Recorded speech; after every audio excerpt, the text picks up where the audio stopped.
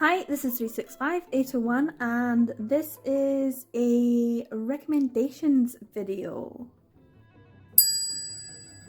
So to finish this video, I thought I would do something similar to the Captive Prince trilogy and give you some recommendations of BL manga that you might be interested in if you have read All for the Game and you wanted to read something similar or has some of the same themes. So I just finished reading in April Fence. This is, I've only got the 3 volumes. It's going to have a 5th volume come out later this year. This has a lot of sports and team playing and internal fighting, but less of the organised crime, or at least so far. It's more about inherited wealth, and there's still like organisations and things, and I think that might be more interesting in volume 4 and 5, which I'm looking forward to reading. But Fence, if you're interested in the sports side of things, I also just finished reading Check Please, volumes 1 and 2, which is an ice hockey based one, which is a really super cute webcomic as well. This is for just if you like the sports aspect. There's not too much trauma in this one. This one is like, if you're wanting something fluffy in sports. So these are 2 graphic novels. In terms of manga, there's not a lot of BL with sports in it. One of them that I like is Baseball Heaven by Mamahara Eli.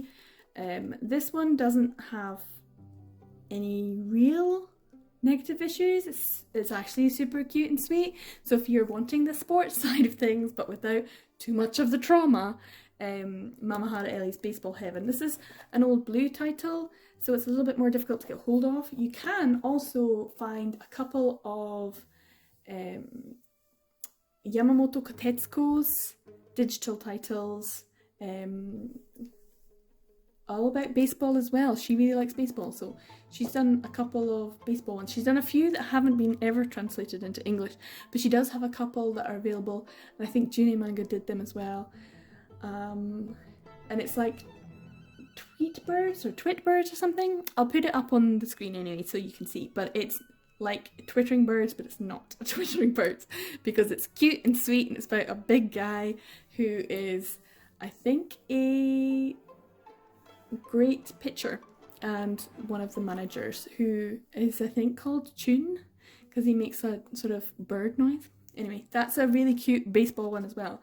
But in terms of other BL sports ones, if you have any recommendations, please put them down in the comments below so that other people can see them as well, and so that I can see them and be like, oh yeah, obviously I'd forgotten all about that one.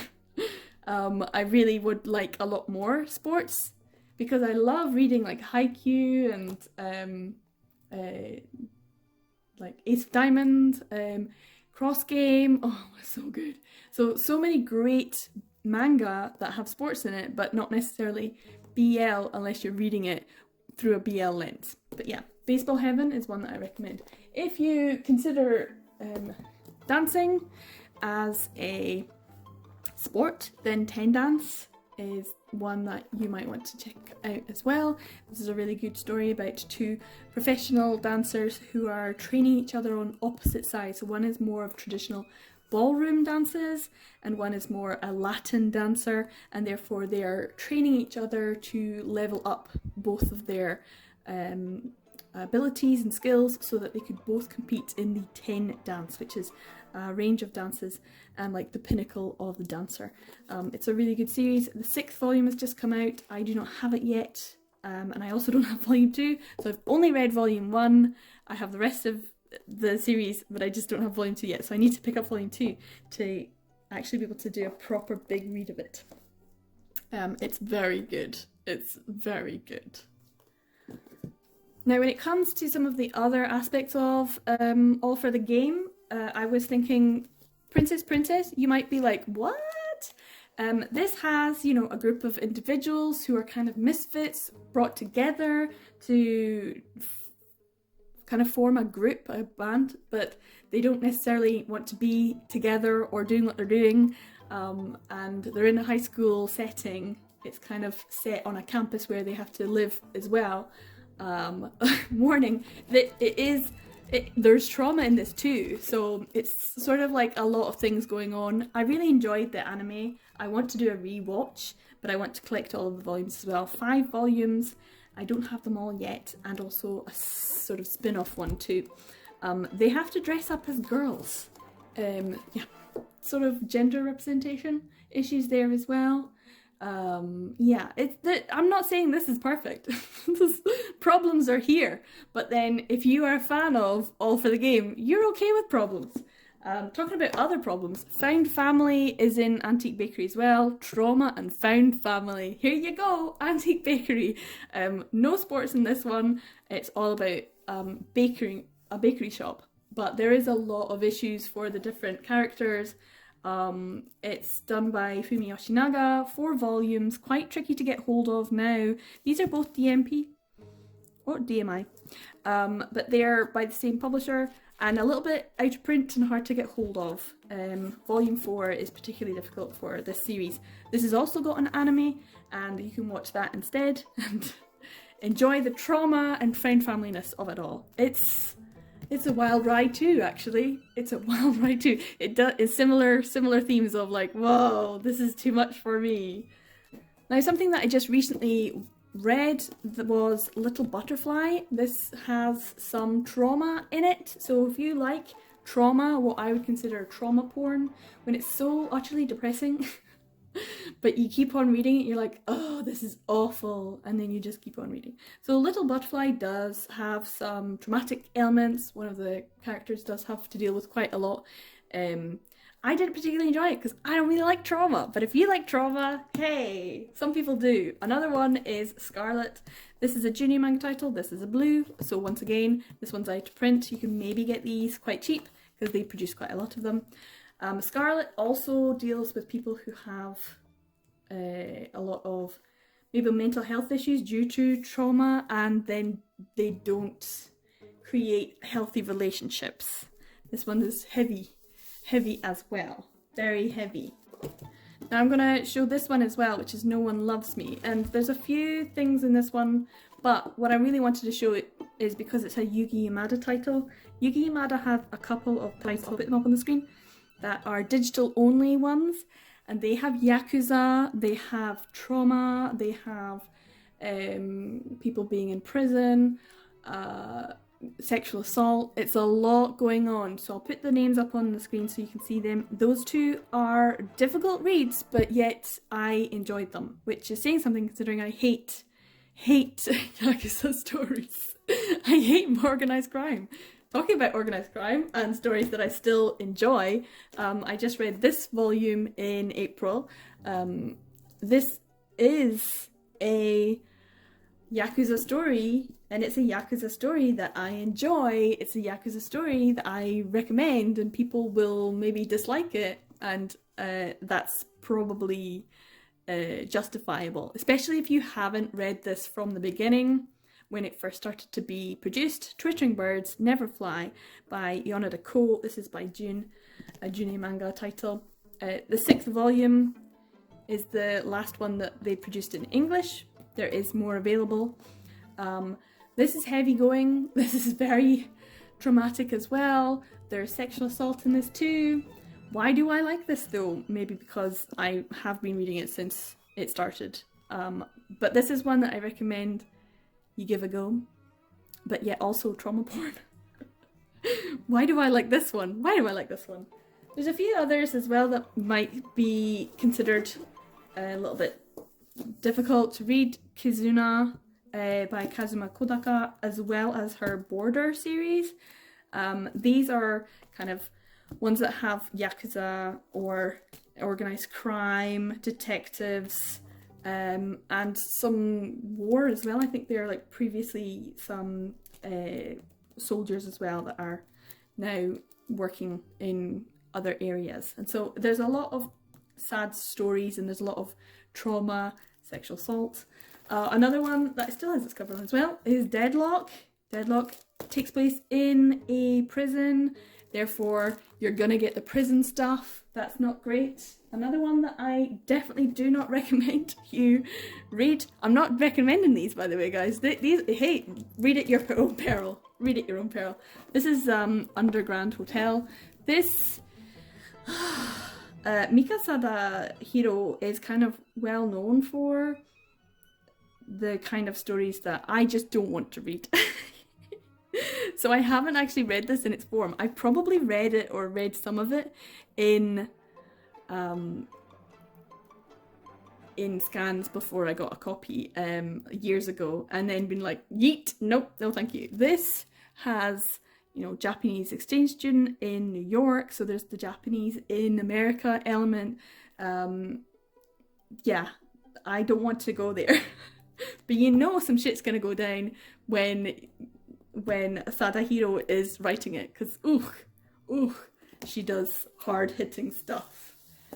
Some other work that I think might be interesting to people is Cast Heaven. This is some Sublime titles now. This involves a lot of sexual assault. It involves trauma and perseverance and survival and abuse and violence, and it's all set in a school. Ooh, it's not a great one, and yet I can't stop reading it. I want to read it. I want to find out what happens.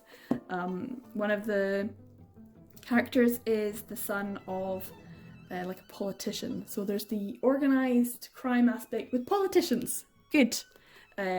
Considering this was voting day. We've also got some mafia stories in Coyote. If you like your mafia stories with a bit of werewolf added, Coyote. And it's by Ranmaru Zaria. Of course, she does the most beautiful artwork. It's just stunning. I need to pick up volume 3. 3 volumes out at the moment. This is good. This is the good stuff that I like. There's a little bit of a mystery element to it as well. But yeah, I need to get the next one of this. Now I'm going to show you another Yonada Ko. This is Nights. And Nights has a story about someone who is kind of like a transporter. He transports things for organised criminals, and a man who wants him to transport some things for him. So it's a bit about smuggling, organised crime, detectives, that kind of thing. But that's only a small section of it. The rest of it's pretty easygoing. So if you want to go with it, this is the kind of story I'm here for. I love Yonada Ko, and I love her ability to draw Yakuza stories that I want to read. But why? Why do I want to read them? Oh, there we go. Another Yakuza organised criminal one. Finder, it's a classic. I can't not include it. This is volume 10. There's, I think, volume 11 out, or gonna be soon anyway. This is the, if you like your organised crime and sexual assault on an utterly ridiculous level. So, the stakes seem not that high, and yeah, Akihito gets sexually assaulted a lot. A lot. It's hard. It's hard to read. Why would I recommend this to you? The one that I haven't read is Jealousy. This, I think, also has a lot of organised crime in it, Yakuza stuff. I have not read it for the reason that I read this one, which is 4th Generation Head, Tatsuyuki Oyamato. And this is Scarlet Bariko's work. Scarlet Bariko did Jackass. Love it. Love Jackass. Could not recommend it more. It's great. This one is traumatic. So full of... Oh... It's so cute and sweet and sexy, and also at the same time it hurts like a mofo. It is so difficult to read, and it wrecked me. So in the same way that All for the Game will wreck you, and you'll come out of it thinking, was that a happy ending? Huh? This is also like that.